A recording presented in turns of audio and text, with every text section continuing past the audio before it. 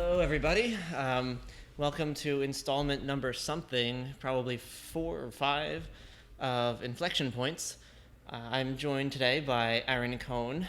He is the, founder of happybot.ai, which is a chatbot designed to make you and your employees much happier at work on Correct. a regular basis. And it's distributed so all of your employees can quietly mention anything they want to the Slack bot, and they don't have to worry about going up to someone in HR or going up to the boss. They can just talk directly to the chatbot, and the chatbot handles your problems.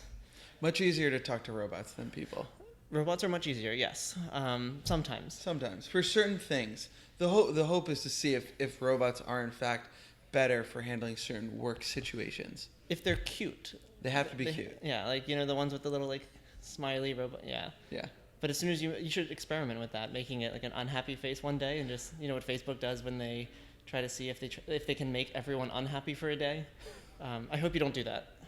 I've always thought that sad bot would be a good April Fool's joke. Sort of like send glitter to your enemies, where you can send your enemies sad bot and it'll make them sadder. Also, to be clear, happybot is not a robot. I get that sometimes. Oh, okay. I know. Maybe it could be, but it's not right now. It just lives in Slack.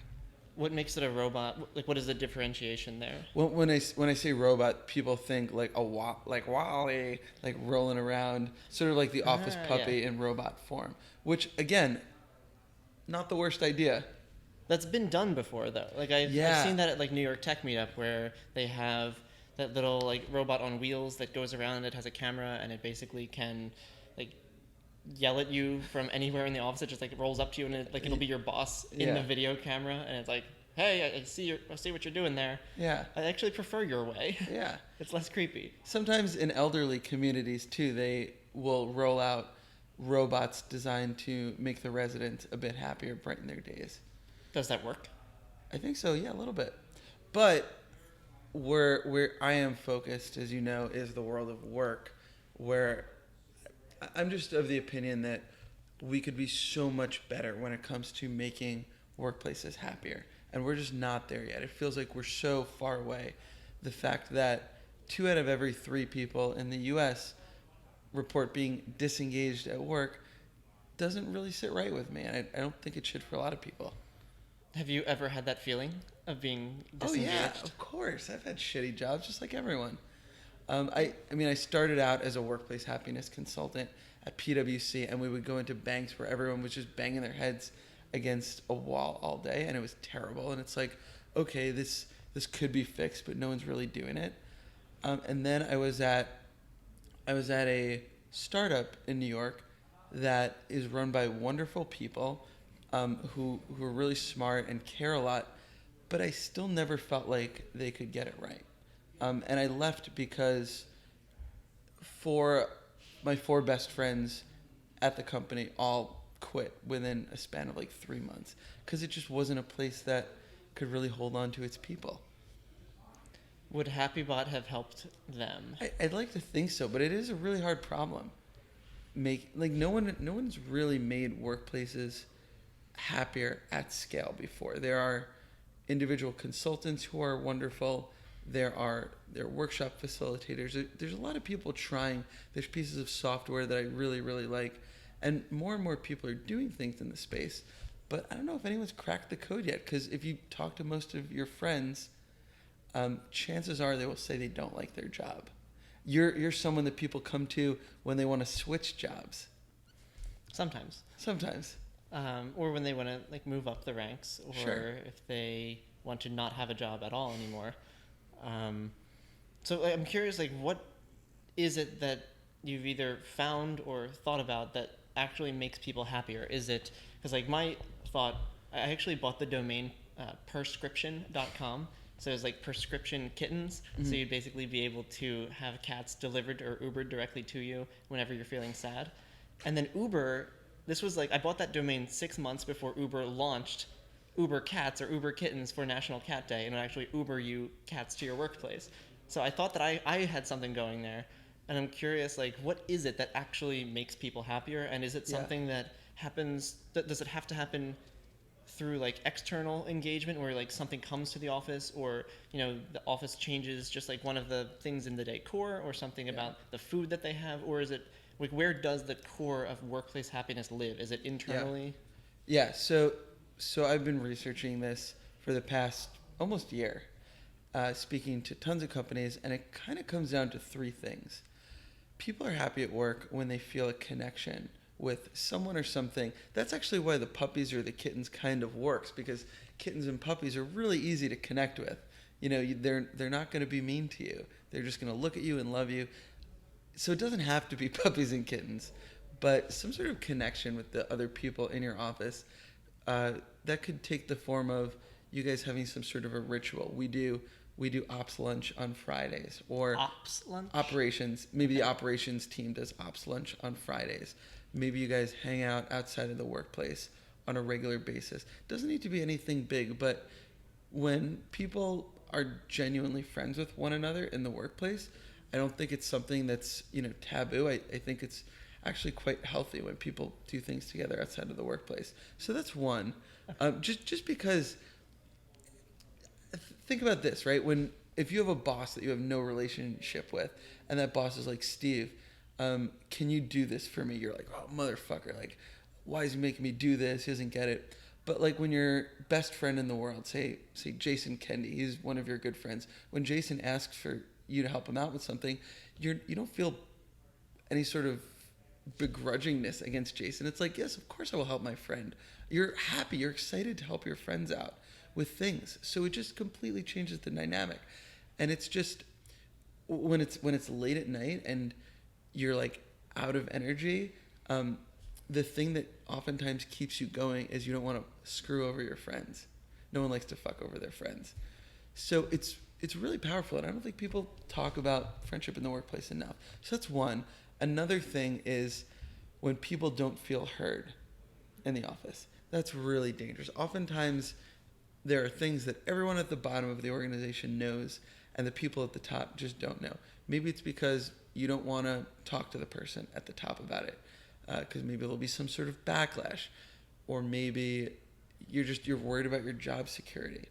I've actually been at companies where the employee feedback forms and also the employee testing forms are collectively filled out by one of the employees for everyone else. Yeah. And you'll just be notified, oh yeah, by the way, I filled out all your forms for you. And you're like, oh, the ones where I'm supposed to actually share my voice about how I feel about the company. They're like, yeah, it looks bad for our store if we give it bad marks. And so, totally. I just filled it all out for you. I helped you out there. And I'm like, thanks. I kind of wanted to say the things that were honest, but okay. Yeah.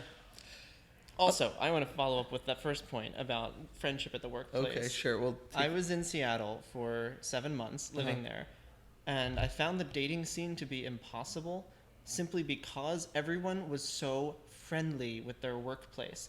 I would say, are you free Tuesday night? They're like, no, I'm going bouldering with the work fam. And I'd be like, okay, how about Thursday night?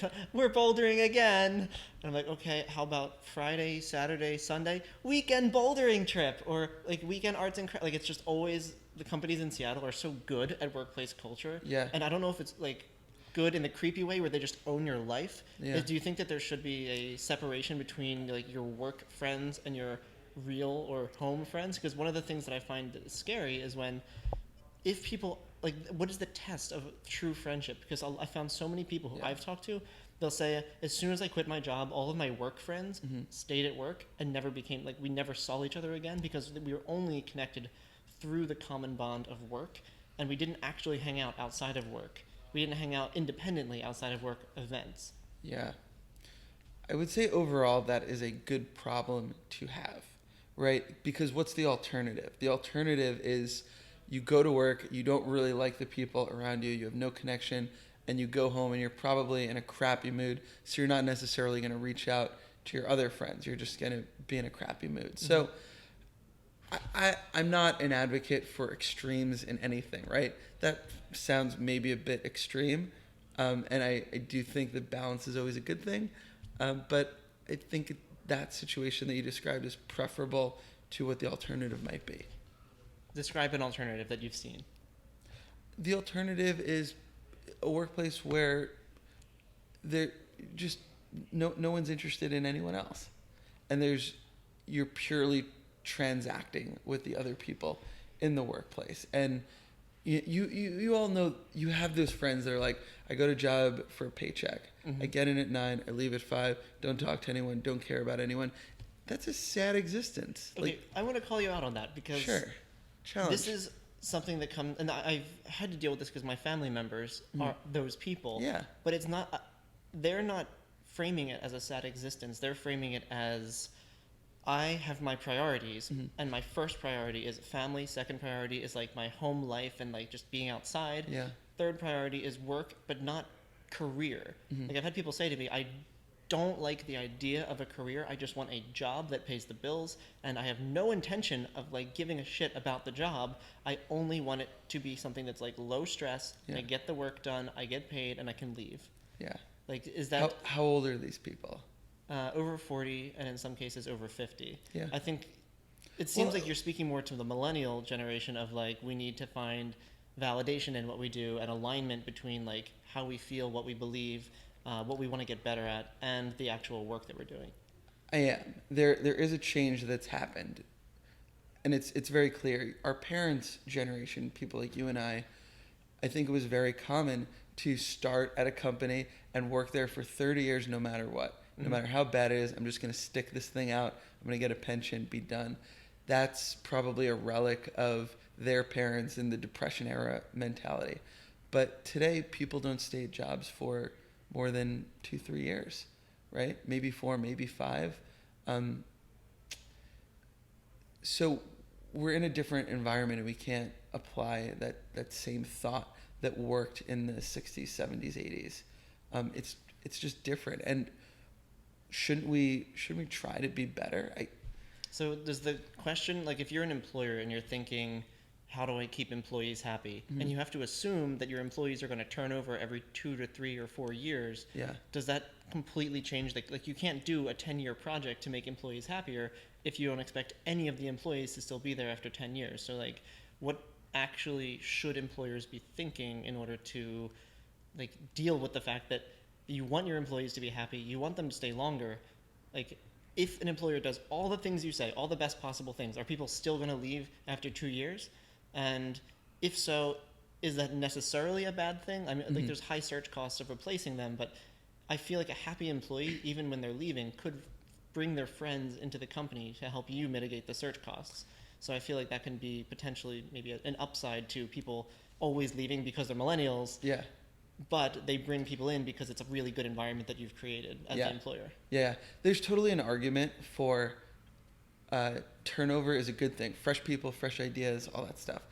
However, an employee that's been at a company for 5 years and is super happy and is a super evangelist of the company and who believes in it and has been there for longer than average tends to be a really, really good employee.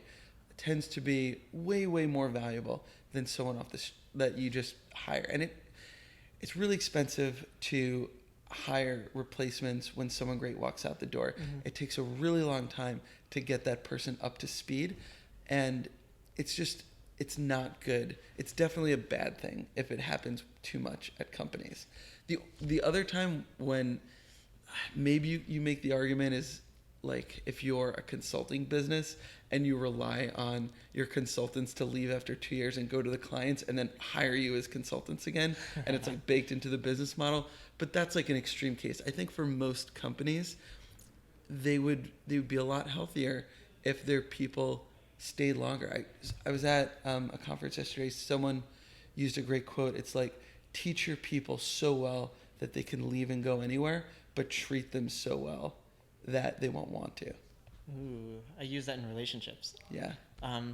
I have a question. I don't know if this gets political, but We can get political. it'll first depend on your answer to the statistical question. So, is it the case, and you may not know this, I don't know if this even exists, that people who have dependents, so like children and whatnot, or dogs, or even like a house they have to pay into, are more likely to stay at any company, even if they're unhappy, because they need to keep the thing that they're supporting alive or steady. Like, I feel like it's easy for me to leave work because I don't have any dependents, and I don't even really I don't have an apartment to have to deal with. And so it's easy for me to like just be flexible, go anywhere. But if I had a dog, Yeah. like I'd want to make sure that dog has a roof over its head. So I have an incentive to stay wherever I'm being paid. So like, is that the case that people with dependents are more likely to stay at their workplace? And B, does that then give employers an incentive to make sure that their employees adopt the puppies you bring in No. so that they stay longer? No. So I don't have the research on this. What I will say is that if you do have dependents, if you have kids, if you have puppies, if you're married, if you have a partner, your risk profile is probably a little bit lower. You're less likely to shake things up. That being said, if you want to get promoted, if you want to rise through the ranks, if you want to get more money, you have to be good at what you do. And I have a hard time believing that you can be really, really good at what you do if you're not happy at work, if you're not excited to come into the environment that you're coming into. So it's your best interest, in your best interest, whether you have dependents or not, to put yourself in a situation where you're happy at work, because then you'll do better work, and then your career will progress faster than it would have otherwise. Have you looked at? I'm sure you have. The notion that like even if the company or your specific role isn't the best fit for you, Mm-hmm. you can still potentially like be startup-y inside your corporate job by taking on responsibilities of things that are particularly interesting. Yeah. I remember when I worked at a company back in 2013.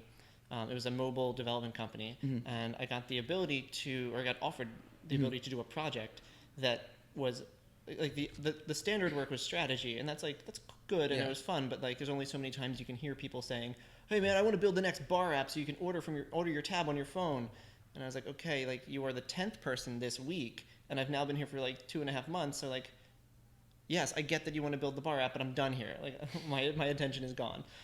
So I was offered the ability within my little position to, be more flexible and actually take on a project that would let me spend a lot more time and energy doing something that I was much more interested in. Yes. And so like that made me much more inclined to stick around and be super happy and engaged. Yep. So like what would you say, is that something that either A, is worthwhile, and B, that you're thinking about like integrating? Yeah, no, I preach it all the time. Okay. I teach the freshman entrepreneurship class at Binghamton University, and when I talk to students, to my students, I always preach ask forgiveness, not permission. Mm-hmm. And same thing in a job setting. If there's something cool that you want to work on, you should probably just start doing it because it will make you happy. It goes back to all the Dan Pink stuff, right? Science of motivation. If you feel autonomy, if you feel like you can have an idea and just start doing it, that absolutely will make you feel more motivated, happier. That said, there's a caveat. Here's where that doesn't happen. And this ties back to the first thing that we were talking about factors that make people happy at work. It doesn't happen if you have a boss who's a real shit. And your boss is just like, comes to you and is like, "Why are you working on this thing? I didn't see that in your job description. Show me where it says that in your job description." If your boss doesn't see the value in something that you just chose to do, and there's a lot of reasons that might happen. It might be because your boss doesn't have the proper training. Maybe your boss is a dick, but I prefer to think more positively of people that maybe they weren't trained or they were promoted before they were ready. It's hard to make bosses really good, but one of the biggest reasons people leave their jobs is because they don't like their bosses. happybot tries to do things to make bosses better, but it is a real challenge. What does it say? Does it say like, "Dear boss, have you said something nice to your employees yet today?" Yeah, it's simple stuff. Managing is not rocket science. It's not easy, but it's not the hardest thing in the world. Take people out for one-on-ones. Give them praise. Give them honest feedback, not the shit sandwich, like something good, something bad, and then something good. Just talk to them like a normal person. Put yourself in their shoes. If you do those like relatively low effort things, you'll be better than 80% of other managers. The worst is that managers just get super busy and they focus on really short-term priorities. Like, we needed to get this done yesterday, and they're running around with their head cut off.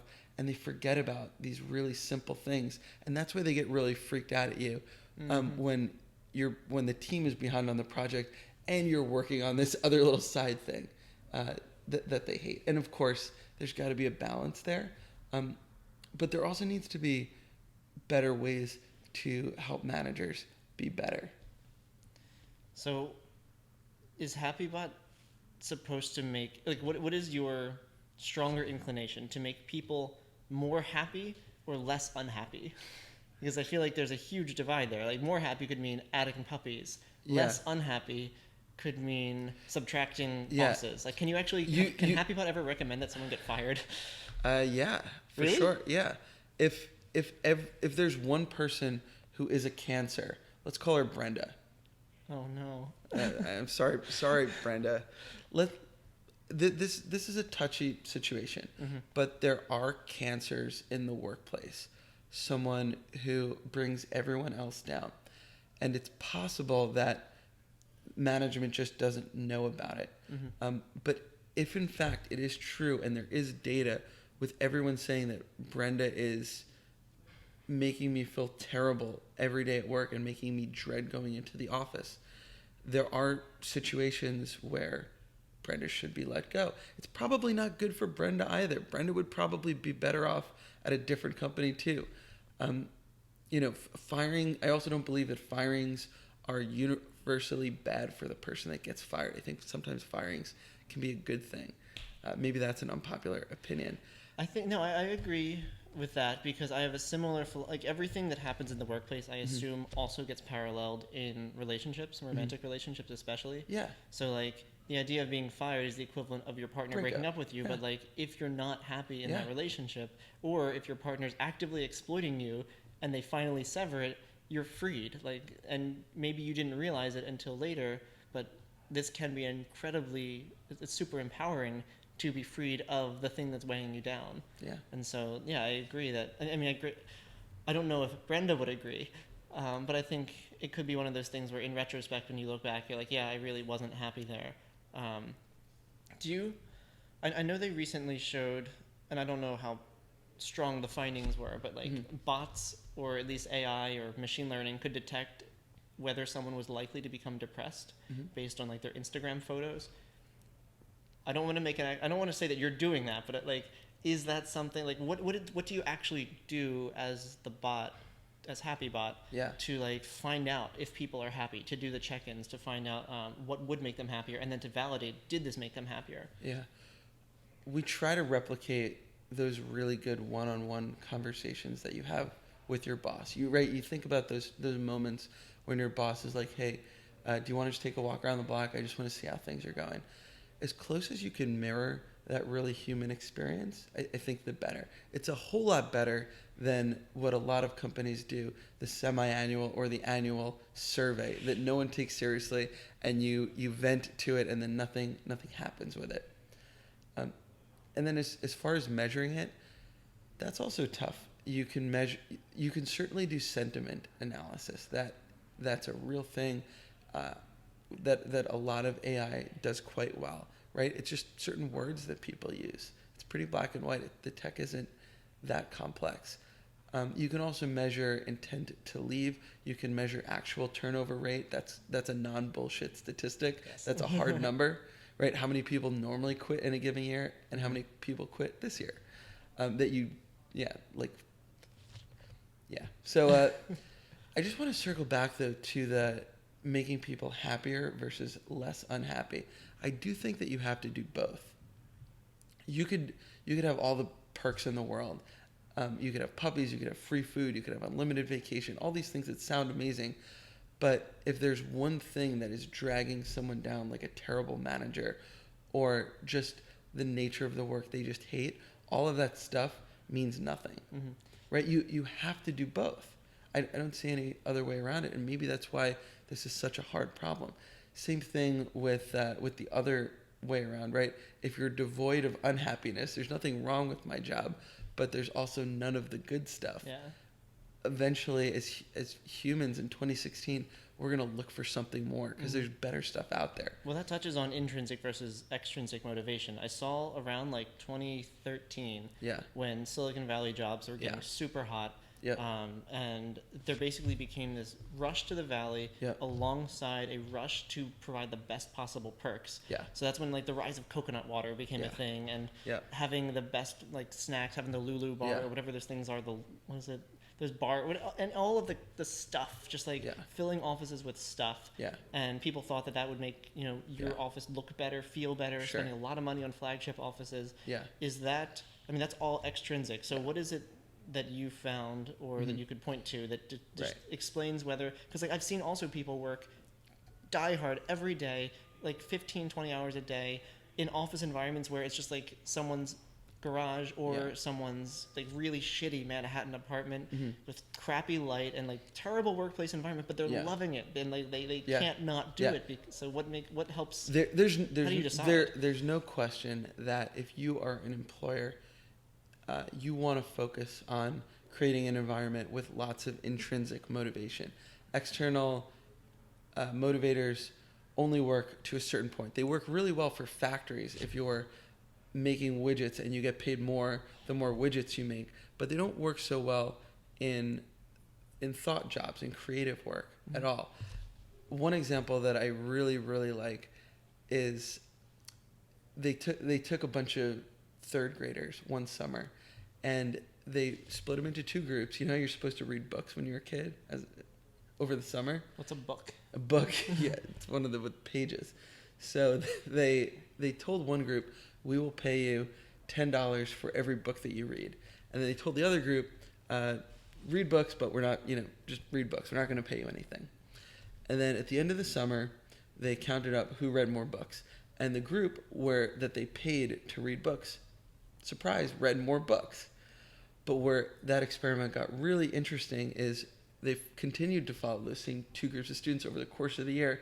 The ones that were paid to read books over the summer, as soon as they weren't getting paid anymore, they didn't read any books. Aww. But the kids that read just for enjoyment's sake and weren't paid continued to read books. And that's just a better way to do things. So here's my take on extrinsic motivators, things like perks, right? Mm-hmm. Perks are good for two reasons. When they study teachers, the number one factor that determines how well students do in class is how much the students perceive that the teacher cares about them as a human being. Do the students feel like the teacher gives a shit about them? So perks are one way of showing your employees, hey, you matter, you care. And when people feel like they matter, that's a really strong intrinsic motivator. It feeds into a sense of autonomy. It feels into mastery. It feels like they have a purpose because someone else believes that they have a purpose. I also think that certain perks are better than others. Like team lunch is a good perk. Ping pong table is a good perk because it feeds into that connectedness. What about the perk of dinner available at the office through a chef such that you never have to leave? So I don't love that perk, especially if people take that dinner and just go back to their desk and eat it alone, right? Because then you're being treated like a machine, like a cog. That's, no, it's not a great thing. How about nap pods? Nap pods, I think, are nice. There's tons of research that show that you're way more productive after a power nap or after a little bit of meditation in your day. But you were getting onto a bigger point. Well, the bigger point is that some of these, maybe this is not the bigger point, but on the topic of nap pods and some of these niceties, right? Yeah. Some employers are afraid that my people are going to take advantage of it, right? People are just going to sleep for 3 hours a day. Why would I ever have a nap pod? But that goes back to a bigger core issue. You need to hire people that you can trust, that you can treat like adults. And if there's someone that you're worried about taking advantage of the nap pod, perhaps you should not have hired them in the first place. That's something we haven't even talked on, getting the right people on the bus, right? That whole good to great thing. This has been on my mind a lot lately as I've been touring around different co-working spaces in the city and working with people who are either running co-working spaces or who are running like now that co-working's become like a bigger thing, I'm talking to people who are like the interstitial space of co-working. So they're either routing interested co-workers into different spaces based on availability, based on pricing, based on fit. I'm sure we're gonna have co-working consultants coming. I'm sure there are co-working consultants. They are coming. It's become such a thing. So I'm now thinking about like, okay, you're a co-working space. Let's say you want to build a community. You want to get a thriving space where there's like really cool shit coming out. You want to be the space that's known for like, you know, almost not necessarily an incubator, but you are the place where really good companies come to form. So like, there's a couple different models that I've seen people take. You know, like the WeWork model is, you know, like boutique office space. It's getting like, you go there because you need a desk and you want like all the perks and amenities, but there's not really a strong community vibe there. I've never really felt that like it feels like a gated community. There's like the glass walls. Yeah. Like, yeah, you can see them, but you're not really interacting with them. And yeah, there's a happy hour sometimes, but like if I want to show up at a WeWork, let's say I'm a person, I can come with an entire posse of like highly vetted, amazing people who will add value wherever they go. My posse is not welcome. I'm not even welcome unless I have a meeting there. Unless like basically it's really hard for people who are either generative or able to contribute a lot and willing to just say, hey, do you want like a couple hours of my time? Because I'm happy to help people today. Yeah. There's no mechanism for just like letting that pent up energy out in the community in to be able to help out.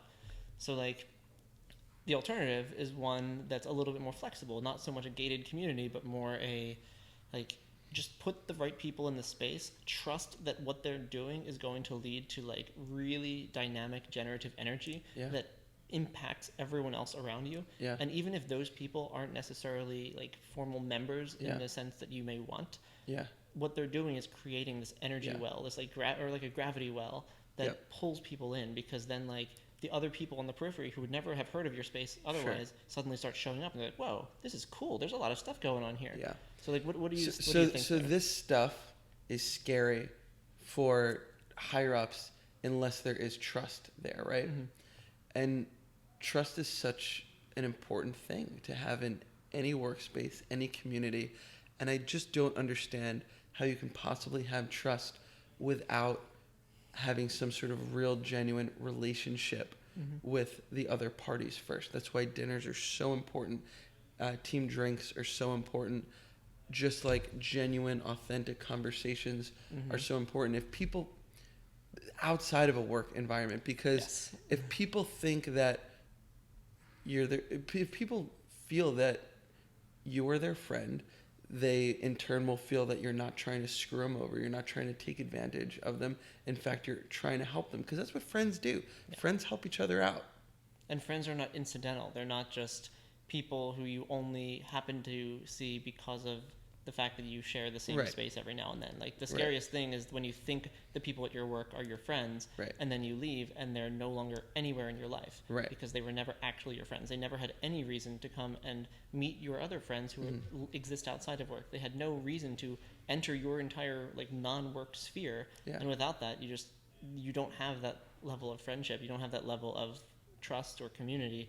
I've been thinking about that too, because like I think about like the people I spend my time with, and one of the things I try to do in all of my communities is like get rid of all of those barriers and those walls and just keep introducing people, keep cross-pollinating, because that allows people, and it's not just like it doesn't end at the end of the workday. Like someone who's working with me alongside me one day will probably be having dinner with me and my friends. Probably even like if they need a place to crash, they can stay over. Like those are like the kind of things where it's like this full life integration where people who are in your spheres are able, if you allow for, I mean, granted that's when I'm like nomading around and bouncing from community to community and like basically cross-pollinating everywhere. If you're a single employer, that might be a little bit weird. If you're like, hey, mind if I crash on your couch? Like I feel like that's, I do see that though in New York too. Like I see a lot of startups where like it starts off in the founder's house or their apartment, and they just have their employees like, you know, I have an extra room, you can stay here and we'll just work together each day. And like that does form a really intense bond. Yeah. There's a reason when Y Combinator takes in companies, one of the biggest things they look at is how long have you guys been friends for? Those companies just prove to do so much better. To your point also, communities or workplaces need instigators, little mischief makers who are creating spontaneous experiences for the 7 or 8 people around them. Hey, you guys want to go rock climbing tonight? Hey, I saw there's an art house movie playing tonight. Do you want me to, like, do you guys all want to go to it? Let's just do it. So community really depends on those couple rabble-rousers who are willing to take a risk and send an invite. That's all it is. You just You gotta smile as you say this. Does that mean you identify as one of those?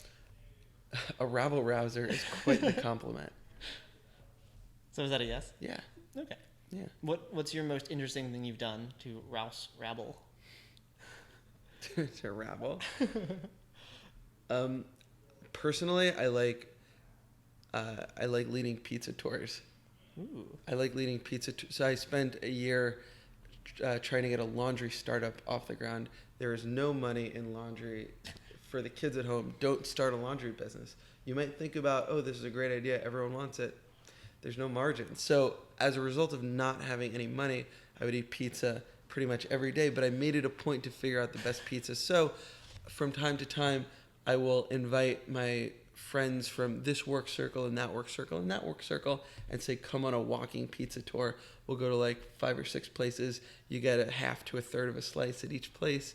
At the end, it's only like 2 or 3 slices. And, it's out of the office. It's genuine. You have something to talk about. And it's a really nice way to bring disparate groups together. Do you have a favorite place? Yeah. Which one? You got to come on the pizza tour. Oh, No. Well, it depends if you like sauce, cheese, or crust, how you prioritize them. If you prioritize sauce, like I do, there's a place called La Margarita on the Lower East Side. This is kind of my under-the-radar place that has the best sauce, period. And they have the roasted garlic. You put it on it, like from a spoon. It's the best. But for sit-down pizza, I always have a soft spot for Ruby Rosa in Little Italy. Also, if you want to order pizza for team events or tech events, if you don't have a lot of money for a food budget, order Ruby Rosa. Like the tricolor slice, people will be really happy. Tricolor? Yeah, it's vodka sauce, pesto, and their tomato sauce. Oh. Yeah. Psh. And you've never taken me here. I have known you for how long? Sorry, we'll go. It's been like, 3 years? Who's counting? I am. 3 years, and I've never even heard of. Well, I've heard of it, but I've never. No one's ever. I'll tell you what. If you're watching and this is the part of the video that resonates with you, send a comment or post a comment with your email address, or email me at aaron@happybot.ai, and I will forward you my pre-written list of all the stops on the pizza tour and the pizza slices that you should get. Is Giuliana's on it? I do like Giuliana's, the OG Grimaldi's. Uh-huh. I know, so gossipy. Grimaldi's was owned by this guy, Patsy, and he sold it, and then new people bought it, and Patsy did not like what they did with it, so he opened a competing coal oven pizza restaurant underneath the Brooklyn Bridge, right next to Grimaldi's, and he called it Giuliana after his mother. Oh, I didn't know that. Yeah, but they are perpetually in a pizza war. So because I read all the reviews and I knew that Patsy had gone to Giuliana's, I've only ever eaten at Giuliana's. I've never actually gone to Grimaldi's, and I feel kind of bad about that. No, don't support Grimaldi. Support Giuliana. Really? Yeah, do it for Patsy. How does Grimaldi feel? Like, Grimaldi sold out. They opened Grimaldi's in Vegas, in San Diego. Did they? Yeah, they totally sold out. Okay. Yeah. It's still good. Yeah. But all right. Is there anything else? What do we miss? What haven't I asked you that I should have asked you about workplace happiness? What's like that nugget of wisdom that you have been wanting to say your whole life? You want to scream it? it's a lot of pressure. I know. Well,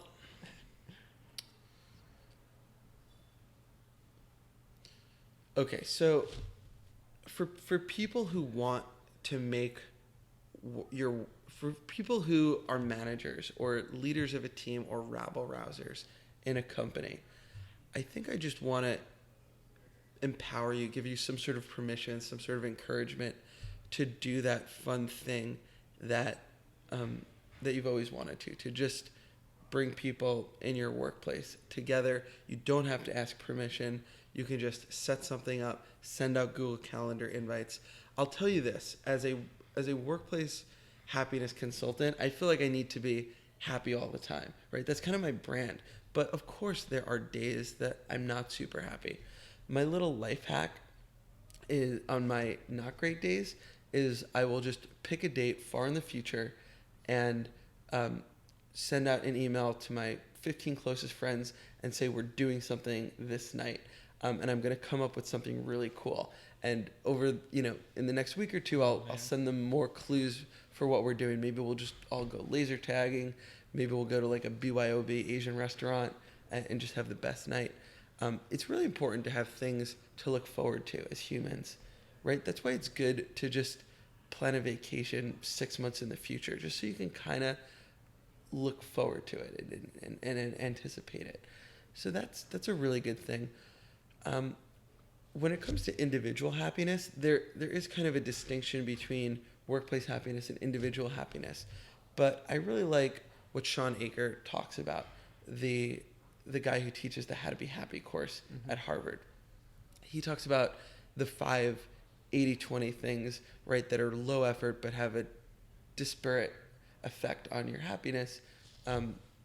Those would be meditating every day. That would be journaling, like something good that happened to you that day, at the end of the day. Periodically writing down things that you're grateful for. I love this service called gratefulness.io. It texts you once or twice a day, and it just is like, what are you grateful for? And you just reply back in text message form. It's so easy. And then at the end of the week on Sunday night, I really look forward to it. It sends me all the things I said I was grateful for that week. It stores it in like a totally private journal. Yeah. Exercising, there's tons of science tied to that. It's the thing that I probably struggle with more than anything else. But when I'm doing it well, it's because I'm doing dodgeball or ultimate frisbee, things that are fun for me. The gym stuff and the running stuff, I can just never I can never bring myself to do because they're just not fun enough. What motivates you more? Are you motivated more by like people encouraging you to do something, or like it's basically like carrots or sticks? So like, what if Slackbot said to you or happybot said to you, 10 push-ups right now, and then it blanks your screen so you can't even see anything until the 10 push-ups are done? That would be interesting. And there are so many different things that happybot could potentially do. I will have to try it out. I'll have to test it out. No, realistically, we're motivated to do things that we feel like we're good at. I don't feel like I'm that good at running, so I'm not really looking to go to a running club. I don't feel like I'm that good at lifting weights, picking things up and putting them down, so I don't like going to the gym. I do feel like I'm reasonably good at dodging balls and throwing balls at other people's faces, so maybe that's why I like dodgeball. I need to look into that a bit more. What if happybot was like collecting your personal stories, like really embarrassing things as you tell it? Yeah. And then at the end of the month, it just has like this secret list of all your personal stories, and it says to you, what's a deadline you'd like to make sure you make? And so you say, well, I want to get this project in by this day. And it's like, okay, if I don't receive the project from you on that day, I'm going to release your list of personal embarrassing stories to your Facebook wall. That sounds like an extrinsic motivator. No. Oh wait, but just back to what Sean Aker talks about. The other thing that science has shown makes you happier is if you do a random act of kindness for someone. And I know it sounds super corny and whatnot. That is one thing that I think happybot is good at, giving people ideas for random acts of kindness. I don't think it's that people don't want to do them. I think our brains are so drained at the end of the day. We're just out of ideas. Does happybot only apply for workplaces, or like if I want my own personal happybot that I can like chat with on Facebook, could I just say like, hey happybot, like please make me happier, what should I do today? And happybot's like, well, go make sure that someone who's struggling to get across the street can do it. Yeah. Or bet more likely happybot will say, think of a friend that you haven't talked to in forever and send him a message that says you were thinking of him and you feel bad it's been so long. And then we'll encourage you to throw out a date 3 weeks in the future that none of you have anything on the calendar for because no one plans 3 weeks in advance. And it'll just say do something on that day. Grab lunch, grab a drink, do something. I like that. As long as you don't just say, we should hang out. No, that's really bad. Like, the hope with happybot is that it should be action-oriented. Yeah. right? There's a huge difference between people in the world who have ideas and people that implement them, take some sort of action on them. And I think the difference is the people that take action on them figure out, how can I take action on this idea without driving myself crazy, using just like a tiny bit of effort, right? There's a VC out there, I'm blanking on his name, but he knows that a really good use of his time, his random act of kindness, is making connections for people. Yes. And he says, don't ask me for any other favors other than this, other than a connection, because I can do it in 2 minutes, and I know it can add a tremendous amount of value to people. Yeah. And it really doesn't take me a lot of time. So if you can figure out things that you can do that don't take you a lot of time, but have a very positive impact on other people, you'll probably end up doing them more, and that in turn will make you feel valuable. You'll feel good at something, and it'll just make you a more positive person and hopefully add a lot of value to your life. But corresponding to that, if you acquiesce to people's demands when they're not things you really want to do, someone's like, look over my resume, and you're like, I know I can, but that's going to take me at least an hour, and that's not really something that I'm the best at. There's many better people, so if I say yes now, you're going to probably ask me to do it again later. Sure. And now I feel it's like I'm in this awkward spot where I want to be able to say no, ask someone else, but now, like, would you have a recommendation for like how do you politely decline something and either reroute it to someone else or just like get that, like, how do you make it known, like, you, in asking me this question, you're making me less likely to like you? Yeah. It's hard. A lot of us say yes way more than we should. Derek Sivers has that hell yeah philosophy where if someone makes an ask of him and his initial gut reaction is not hell yeah, he doesn't do it. The answer is no. It's tough to say no. I think you just have to be vulnerable and honest. I'm not the best at this. Things are too crazy for me right now, but I hope you figure it out. Someone actually asked me to do this the other day, and I was dreading it until I realized, hey, maybe instead of writing up an email or doing something like, editing the resume painstakingly, he asked me to look over his new LinkedIn profile. I'm just like, hey, let me give you a call. And I'll spend 10 minutes on the phone, and I'll just be looking at the resume, and it's on him to take notes, and it's on him to do the hard stuff. The other thing I've been asking people more and more to do when it comes to connections is just like, write me an email that I can just hit forward on. Yep. An easy service that I came across, and I've been using it a lot lately, it's called Jing, Jing. Yeah. And it's like instant one-click video, like screen recordings. So what I've been using it for is like my friends like look over my resume. I'm like, okay, for me to edit all of this up and fix all these different things, it's going to take me an hour. Or I can look at it in 2 minutes, record my exact like brain flow as I'm looking through it. I'm like, okay, first thought, spacing is way off over here. Yeah. These words don't sound right. And like I don't have to do the work of finding out what words do sound right, which I would otherwise feel obligated to do. But the way you think, and if you like quickly express how you think, it can make it so much faster. And so I use Jing for that because it just, and there may be tons of screen recording software, but that for me is like, that turns an hour-long task into a minute-long task. Okay, this is actually a good ending. You know what I fucking love about this? It's one reason that I think people are stressed at work is because everyone's always like, I'm so busy at work, I have so much to do. One reason is probably because all of us take too long to do things.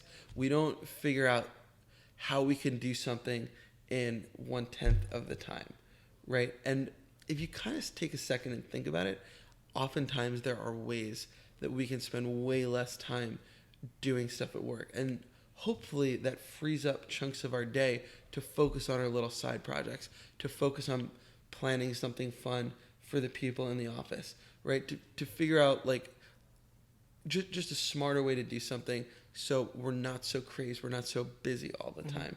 And that's something all of us can do better, right? We all take too fucking long to do a lot of stuff, or we don't say no enough, right? We have too much stuff on our plate. I'm a huge fan of trade-offs. If you want to add something, that also means you have to cut something. And we should all figure out what stuff we can do in less time or cut. So one of the ways I like to prime myself to say, like I once made the vow to my New Year's resolution, I think it was this year, was to say no to at least 30 people a month. meaning every day I have to say no to one person. And that was like way too big a New Year's resolution because like I don't like the idea of a resolution because it's usually a much bigger goal than you're capable of handling, and then you get very dismayed in the first week when you fail to do it. So I decided instead I'm just going to try to cultivate a very small habit. So day one, I'm going to just put all of my eggs in the basket of saying no to one person, and it doesn't even even if it's a yes that I wanted to say, I want to pick the stupidest, most arbitrary thing to say no to. Someone says at a restaurant, do you want me to refill your glass? I'm just gonna be like, no, I don't. And then immediately I pair that with a celebration. So then I tell everyone around me, I just said no. I told myself that was my resolution. I was going to say no to at least one person, and I just did it. And now tomorrow I'm going to see if I can do it twice. Yeah. So you start with you deeply reward a behavior that you want to enforce. And so rather than having to make an arbitrary goal that you may fail at, it's instead just every time it becomes this little victory party. Yeah. And by getting other people involved and telling them what it is you're trying to do, and then making it something really dirt simple for you to do, and then rewarding it heavily, it helps you deeply reinforce that notion that I really want this to happen. It channels your intentionality. You're this is who I'm becoming. I'm going to be the person who can say no when I want to, and I reinforced it this time, and now what am I going to do next time? Yeah. Even absent of the reward, the other thing that I bet you were doing in that moment is mastery is an intrinsic motivator. We do more of things that we're good at. So if you felt like you were good at saying no and you told the world that I'm good at saying no, it makes you more likely that you'll say no again in the future. You also, instead of saying I'm gonna master saying no this year, you can break it down and say I'm gonna master the day. I'm gonna master this hour. I'm going to master this next 20-minute work block. And that's a really healthy way of thinking about things. If I master saying no, does that mean I have the trade-off of being able to say yes to something else later? Or should I just stockpile my no's so I can keep a couple things that I want to say yes to? You should stockpile your no's. Yeah? Yeah. All right, we're going to end on that. Yeah. Thank you, Aaron. Yeah. So Aaron Cohn, founder of happybot. What was your email if people want to talk to you or use happybot? It's Aaron, AARON, at happybot.ai, like artificial intelligence, which is what powers happybot behind the scenes. Ooh. Yeah, that's why you can talk to happybot like a real human, right? That's the hope. Can you hurt its feelings? No. So but you can certainly try. If you need to vent, if you're having a bad day, if you need to yell at someone, I'd much rather that you yell at happybot and take out all your anger on happybot than someone else that you sit next to. And happybot won't report you to your boss if you take out your It frustrations? will not. It's totally anonymous. I also really believe it's important for people to have an anonymous place that they can vent about things or raise issues. If you want, happybot will even take that issue. If you provide a solution, it'll share that issue and solution with a manager anonymously. So I'm excited. I've never actually gotten to use happybot, and I can't wait till personal happybot comes out, because that would make me feel very warm and gooey and happy inside. Maybe that's where we'll head. So cool. Thank you guys again. I hope this was valuable, and I'm so happy to continue the conversation offline, right? I feel like my mission in a lot of ways is to try to make workplaces happier at any cost. And anything that I can do to help you guys makes me feel great. So I'm so happy to help on it. Let's do this. Thank you, everybody. You can follow the conversation at theconversation.is.